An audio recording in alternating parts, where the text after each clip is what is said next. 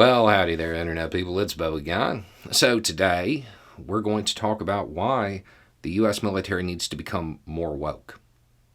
I know with all of the talk about how it's become too woke, that sounds odd. Woke, at this point, we're just going to use the general Republican definition, which is having some basic respect for other people.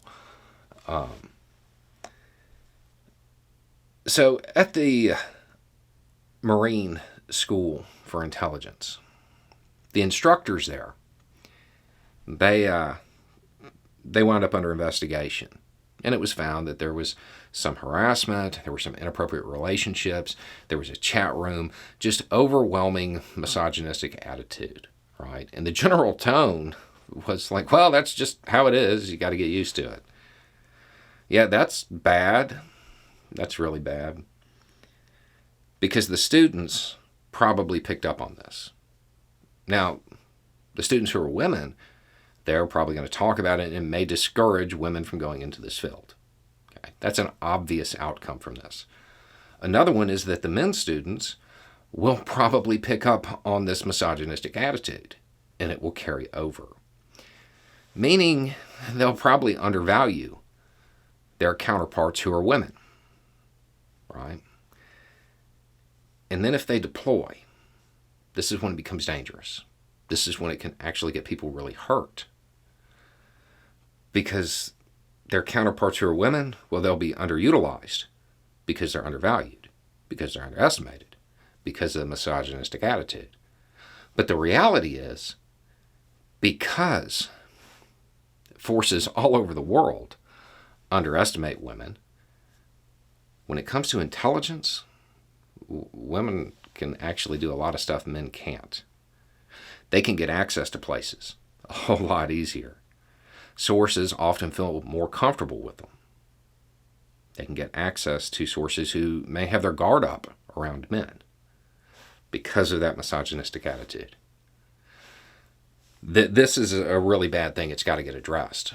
And this is before we even get to the flip side, where it gets really dangerous. Why are women effective in this role? Because they're underestimated. What did the instructors teach the male students?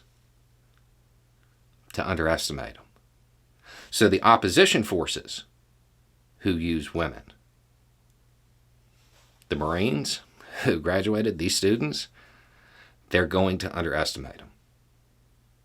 They will be the people who become easier marks for opposition services.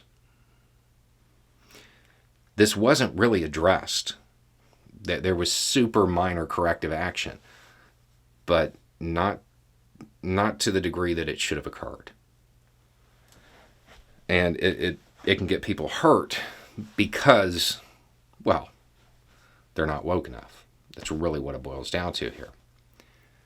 Now, when this came out, the response was varied. There were some people who were like, yeah, you've got to fix this, and here are all the reasons why. There are some people who were just like, it's the Marines, what did you expect? You know.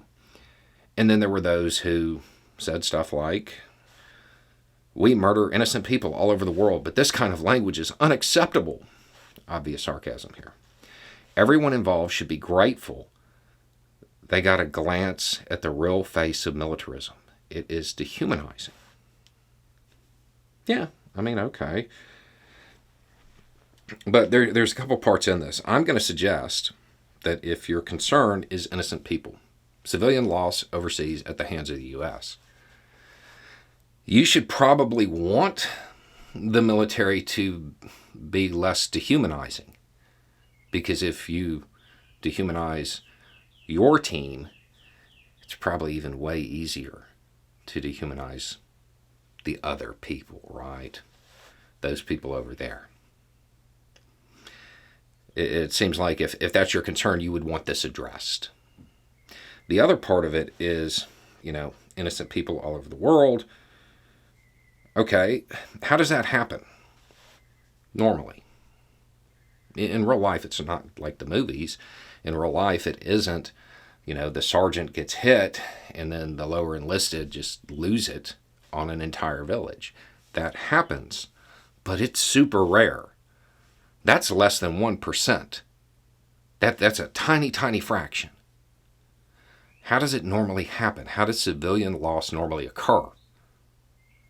From the air, right? From above. From, a wedding that gets mistaken as something else. Or somebody delivering water, right? An aid worker. Stuff like that. The list of stuff like that goes on and on and on. Do you know what would limit that? Proper intelligence.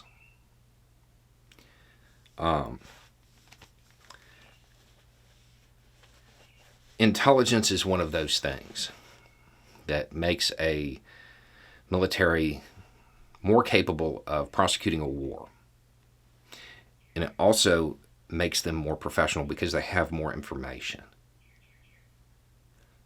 This issue is bad all around because if they have less access to locations, less access to sources, they have worse information, which means more of that civilian loss is going to occur. This is a dangerous thing to be occurring in an intelligence school. It's bad everywhere, but it is super dangerous in this particular field. It's something that the Marines definitely need to step beyond a single letter of counseling. Anyway, it's just a thought. Y'all have a good day.